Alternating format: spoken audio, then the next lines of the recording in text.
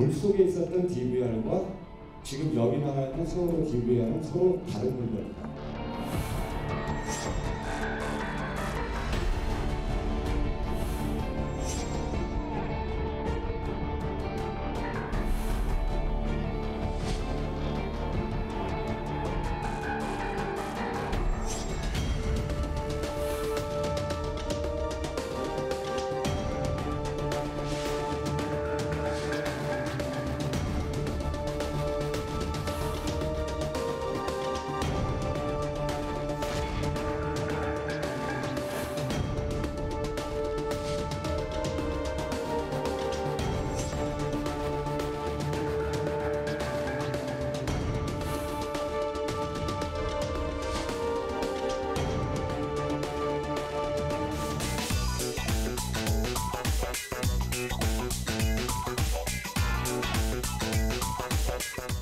최진봉 교수, 백성문 변호사 자리했습니다. 오늘 첫 번째 주제 보겠습니다.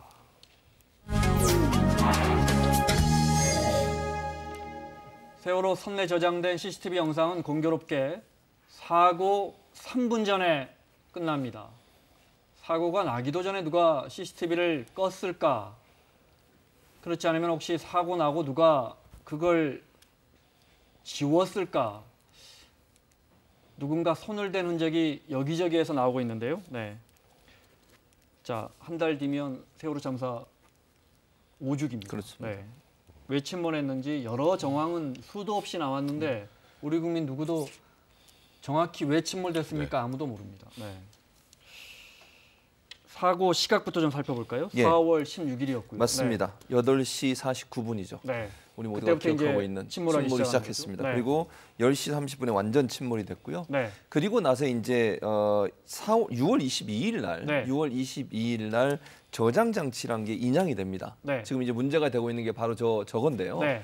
그러니까 목격자의 말에 따르면 9시 30분까지 CCTV 녹화되고 있는 걸 확인했다는 거예요. 네. 저 목격자는 생존자입니다. 네. 세월호 사건 때 그 배에 탑승하고 있다가 나중에 구조가 돼 생존된 분인데 네. 그런데 문제는 뭐냐면 마지막 녹화가 8시 46분으로 돼 있고요. 네. 그리고 침몰이 49분이 됐는데 그 3분 전까지 침몰되기 3분 전까지만 녹화 내용이 있고 그 뒤에는 녹화 내용이 없는 거예요. 네. 그러니까 저 46분부터 만약에 목격자의 말이 맞다면 9시 30분까지의 녹화 내용이 지금 사라진 것이다라고 특조위가 발표를 하고 있는 것이죠. 네. 특조위가 단순히 3분 분량이 없어서 이거 어디 갔지 그런 건 아니죠. 뭐 여러 가지 지금 네. 이상한 일이 생깁니다. 네, CCTV 저장 장치를 DVR이라고 하는데요. 이제 저 DVR이 인양이 된 거는 세월호 사고가 벌어지고 근 2달 정도 후입니다. 지금 말씀하셨던 것처럼 4월 16일 날 세월호 사고가 발생을 했는데 네. 6월 20일 밤 11시 20분에 이제 이 DVR이라는 장치를 인양을 하게 되는데 그 인양할 때 수중 영상을 보면요 좀 이상한 부분이 있어요. 일단은 안쪽 부분에 고무 패킹이 떨어져 있었는데 분명히 인양할 당시에는 근데 나중에 보니까 붙어 있습니다. 그럼 이게 원래 그러니까 있던 게 떨어질 수는 있죠. 근데 떨어졌던 게 붙어 있는 거는 굉장히 그러니까 누군가가 후에 손을 댔을 가능성이 높다라고 봐야 되는 상황이고요. 그다음에 또 하나는 DVR의 열쇠 구멍이 잠김 장치로 돼 있었는데 그게 나중에 수평으로 잠금 해제된 상태로 또 수거가 됐고요. 수거된 이후에 보면 검찰이 증거를 딱 받아보니까 그렇습니다. 열려 있어요. 네, 또 내부 잠금 걸쇠도 또 부러진 걸로 또 확인이 됐단 말이죠. 그러니까 지금 말씀하셨던 것처럼 물속에서 건진 것과 검찰에 간 게 달라진 것인지 아니면 처음부터 이제 다른 것을 건져 올린 것인지 지금 무언가 이게 좀 상황 자체가 앞뒤가 안 맞다 보니까 지금 말씀하셨던 것처럼 세월호 특조위가 중간조사 발표를 하면서 DVR이 조작됐을 가능성이 있다라고 지금 현재 의혹을 제기한 상황입니다. 자, 영상으로 한번 다시 보겠습니다. 어떤 부분이 납득이 안 가는지. 지난 2014년 6월 22일에 사고 2달 만에 해군이 침몰한 세월호 안에서 CCTV 저장 장치 DVR을 수거하는 모습입니다. 잠수사가 들고 있는 DVR CCTV 영상이 저장된 녹화 장치에는 손잡이 고무 패킹이 떨어져서 없었는데 검찰이 확보한 DVR에는 고무 패킹이 붙어 있습니다. DVR의 잠금 장치도 들으신 것처럼 수중 촬영 때는 수직 방향으로 잠겨 있었는데 검찰에 제출할 때 보니까 수평으로 풀려져 있었습니다. 안에 있는 잠금 걸쇠도 깨져 있었다는데요. 또 DVR을 수거한 당시 해군 잠수사는 DVR 케이블 연결 부위에 나사를 풀어서 인양했다고 했는데 세월호 인양 이후에 선체에 남아있어야 할 연결 부위가 없어졌습니다. 예를 들어 고무 패킹만 해도 말씀하신 것처럼 네. 패킹이 이렇게 잘 붙어 있었는데 어떻게 올리다 보니까 뜯어져 나갔다면 그럴 수 그건 있는데 이해가 되죠. 물속에 있을 땐 뜯어져 나갔었는데 어떻게 검찰에서 볼 때는 패킹이 멀쩡한 패킹이 붙어 있어요. 그렇죠. 그러니까 그것 때문에 사실은 지금 세월호 특조위에서 무슨 의문을 갖고 있냐면 바꿔치기 한 게 아닌가 이런 의문을 갖고 있는 겁니다. 네. 그러니까 원래 DVR을 인양해 놓고 네. 그거는 다른 데 놔뒀다가 저 퍼포먼스를 다시 한 거죠. 왜냐하면 네. 건져내는 장면을 실제 이제 해군이 다 찍습니다. 어떤 방법으로 건져냈고 그걸 가지고 나와서 저걸 찍게 되는데 그 찍는 과정이 결국 연출된 게 아닌가 하는 의문을 갖고 있는 것이고요. 네. 여기에 몇 가지 또 이제 덧붙여서 뭐라고 지금 특조위에서는 주장을 하고 있냐면 사실 보통은 해군 이제 SSU가 저기 가서 심해 잠수사인데요. 심해 잠수사가 깊은 물속에 들어가서 작업을 하기 전에는 복명복창을 하고 들어간다는 거예요. 네. 근데 그 밤 늦은 시각에 11시에 또 11시에 네. 아무도 거의 왜냐하면 그 당시에 세월호 유가족 중도 일부도 거의 가 있었고요. 그다음에 세월호 유가족을 대신해서 영상을 찍는 팀도 있었어요. 네. 근데 영상 찍는 팀만 있었고 유가족들은 밤이 너무 늦어서 이미 이제 그 장소에는 없었거든요. 네. 그 상황에서 밤에 복명복창도 안 하고 조용히 작업을 시도했다는 것도 일반적이지 않고 항상 복명복창하고 들어가서 작업을 했었는데 네. 그렇게 하지 않고 들어가서 했던 것도 이상한 것이고 그다음에 지금 얘기했듯이 처음에 이제 그 말씀하신 것 패킹 문제 그다음에 잠김이 풀려 있는 문제 이 문제도 문제가 되면서 누군가가 이걸 미리 열어보고 네. 자료를 빼낸 다음에 마치 새로운 것을 건져낸 것처럼 거짓말로 영상을 찍은 게 아닌가 이런 의문이 들고 있는 것이죠. 네. 혹시 누가 바꿔치기 한 거 아닐까. 자, 이 문제 조사해온 세월호 특별조사위원회의 입장 들어보겠습니다. 단정은 못하지만 그 수거 과정에서 이런 합리적 의심이 분명히 존재한다. 여러 가지 정황상. 해군이 보통 잠수를 해서 뭐를 할 때는 뭐든지 그 복명복창 소리가 굉장히 시끄럽습니다. 다른 민간 잠수사들하고는 다르게. 근데 그날 너무 조용해요. 복명복창이 없어요. 말하자면은 가짜 DVR을 가지고 물속에 들어갔다가 그것을 가지고 나오는 일종의 퍼포먼스를 하지 않았겠는가. 훼손된 초창기 것을 마대에 넣고 진짜로 가지고 온 것은 어딘가로 빼돌려 버렸을 가능성? 지금 이걸 보시는 거예요. 예. 가능성입니다, 이건. 세월호 DVR의 그 카메라에 처음 잡힌 게 12시 15분이에요. 그런데 그것을 수거한 건 11시 40분이었거든요. 그러니까 11시 40분까지 물속에서 있었던 DVR과 마대자루에 35분 뒤에서 영상이 찍혀 있는 이게 두 물건이 같지 않다라고 저희들은 확인하는 겁니다. 자, 건져냈는데 네. 그리고 영상이 또 있어요. 네. 다 있어요. 건져낼 때 영상과 마대자루에 다 네. 건져낸 DVR이 있어요. 네. 35분 지났어요. 네. 근데 다르게 생겼단 말이에요. 그러니까요. 아까 네. 없던 게 갑자기 고무바퀴 같은 게 붙어 있고 그런 건 네. 있을 수가 없는 일 아니겠습니까? 네. 이제 그러다 보니까 지금 이 세월호 특조위에서 지금 바라보는 관점은 이거는 어떤 이유인지는 앞으로 차차 확인해봐야 되겠지만 네. 무언가 두 기계를 바꿔치기해서 지금 세월호 사고 발생 3분 전까지의 CCTV를 확인할 수 있게 하고 그 이후에 그래서 우리가 아직도 왜 세월호가 왜 침몰했는지 이 과정에 대해서 아직까지도 원인을 밝히지 명확한 원인을 밝히지 못하는 또 하나의 원인이 될 수도 있고 또 네. 하나는 이제 아마도 지금 의심을 하는 부분과 관련해서는 숨길 게 있었던 것이 아닌가 그 이후에.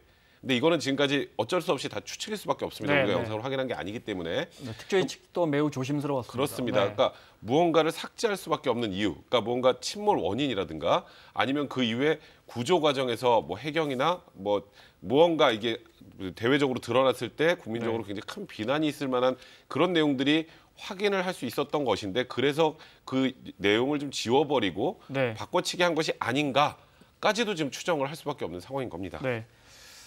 그럼 여기서 나오는 질문이 아니 그걸 해군이 왜 그걸 그렇죠. 만약에 했다면 네, 그러니까 지금 뭐 이건 했다 안 했다라고도 지금 단정할 수 없는 만약에 상황인데 했다면 네. 네. 이게 근데 사실 초기에 해군이 무언가를 한 거는 없었단 말이에요. 네. 대부분 첫 구조 활동할 때 해경이 초기 대응을 잘못했었고 진두지휘하는 쪽에서 뭐 진도 VTS나 이런 곳에서 좀 무언가 대응이 느렸다는 얘기가 나오는데 그 당시에 해군이 연루된 해군과 관련된 내용들은 나오지 않는단 말이죠. 그러니까 해군 측에서 도대체 왜 그랬을까? 이제 이 부분은 사실 지금 현재까지는 상상의 영역밖에 맡길 수 없는. 근데 상황입니다. 그거는 저는 이렇게 생각해요. 해군이 전적으로 모든 걸 했을 가능성은 저는 낮다고 보는데 왜냐하면 여기서 직접적으로 연관되어 있는 건 해경이고 해경 이외에는 제가 그냥 개인적으로 생각해 봅니다. 국가적인 상황이기 때문에 국정원이나 다른 경찰 조직들도 같이 가 있을 가능성이 있거든요. 네. 해군은 어떤 지시에 의해서 저런 걸 찍고 행동을 했을 수 있지만 전체 계획을 해군이 했을 가능성은 낮다고 봐요. 왜냐하면 직접적으로 저기에 관여해서 왜냐하면 저 물이 지금 깊잖아요. 그러니까 일반 그 잠수사들이 들어가기 상당히 위험한 지역이에요. 네. 근데 특수 훈련을 받은 SSU, 그러니까 심해 잠수사라고 그러는 해군에서 그분들은 특수 훈련을 받고 아주 깊은 곳까지 내려갈 수 있는 능력을 갖고 있는 분이기 때문에 지원 업무를 하러 간 거지 해군이 전체적으로 관장한 곳은 아니었단 그 말이에요. 말씀은 정말 만에 하나 예. 뭔가 누군가 그 사실을 먼저 알려고 들어가서 봤다가 다시 예. 넣어놨을 수도 있고 그럴 수도 있죠. 지웠을 수도 있고 그렇죠. 다른 테이블 넣어놨을 수도 있는데 그럴 수 있죠. 근데 그거는 해군이 했다기보다는 다른 데서 지시하고 그렇죠. 해군은 단순히 움직이기만 했을 것이다. 그럴 가능성이 저는 높다고 봐요. 왜냐면 어디까지나 계속 말씀드리지만 추정입니다. 추정입니다. 이건 추정인데 전체적으로 이 모든 것을 할 수 네. 있는 기관이어야 된다는 거죠. 네. 해군이 독단적으로 저런 행동을 할 수 있는 그런 기관은 아니잖아요. 해군의 그래서 입장을 제가- 잠깐 볼까요? 예. 네. 해군은 물론 부인하고 있습니다. 네. 지원 업무를 수행했고 모든 증거물은 해경으로 이관하는 절차로 진행됐다라는 원론적인 입장입니다. 그래도 만약에 진짜로 누군가 조작된 영상을 갖고 들어가서 네. 진짜는 빼내고 요걸 마대 자루에 넣어서 넣고. 갖고 와서 해경을 주고 네. 그 해경이 그걸 검찰에 네. 제출했다면 넘겼다면, 네.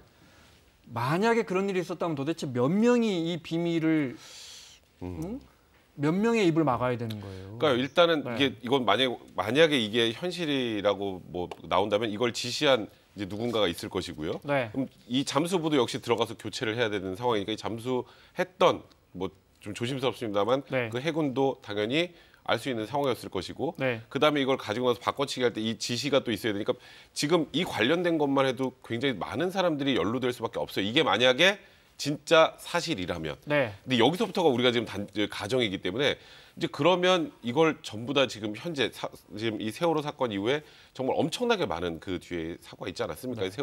세월호 이후에 이제 사회도 굉장히 많이 변화가 있었고 그리고 내부적인 양심 고백 같은 것도 많이 있었는데 이게 지금 완벽하게 이렇게 아무 얘기도 나오지 않고 있다는 것도 네. 사실 조금 납득하기가 어렵단 말이죠. 그러니까 이게 참 미스테리한 부분이 많습니다. 알겠습니다. 현재까지는. 네.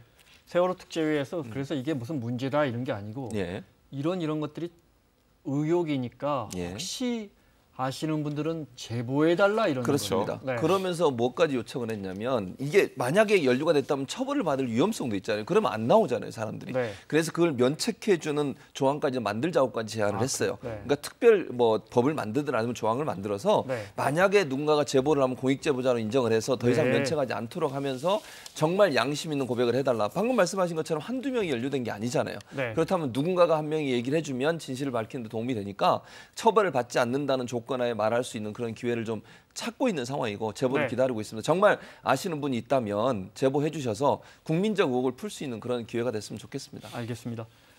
백성문 변호사, 최진봉 교수 함께하고 있습니다. 오늘 두 번째 주제 보겠습니다.